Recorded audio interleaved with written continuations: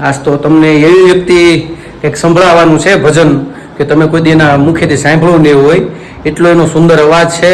અને આજ તો એને સામેથી કીધું કે મારે સંભળાવવું છે. મારી બાને એને ના પાડી દીધી કે તમારે બા નથી ગાવાનું, હું ગાઈશ. એટલે ચાલો આપણે એના મુખેથી આપણે સારું એવું ભજન સાંભળીએ. તો અમને હવે આસ્થાબેન ભજન સંભળાવવાના છે. મારી બાને આખું જવાનું કહી દીધું એને. ચાલો સંભળાવો.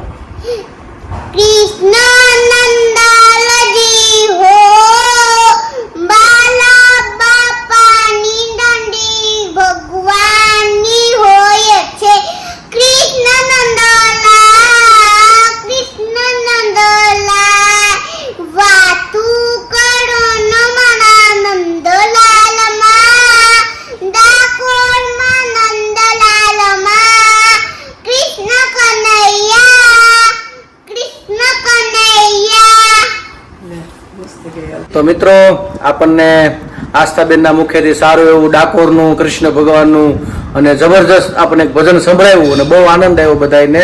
અને જે નોટ જે એને રાખી છે ને નોટ ખાલી જોવા જેવી છે. એમાંથી એને ગાયું ભજન જોઈને. બેન નોટ બતાડતો તું કયું ગીત ગાયું બતાડતો જો એ તમને બતાડે. જો આ સોંગ એને આ સોંગ ગાયું. જો એનું આ આખું એને ગાયું છે આખું. આમાંથી એને ગાયું. બોલો કેટલું સુંદર ગાયું છે. મારી બા તારી કરતા બહારું ગાયું કે નહીં? હે ને? જો મોટું હતું પણ તમે લોકોને કંટાળો ન આવે એટલે થોડુંક જ ગાયું એવું છે ને?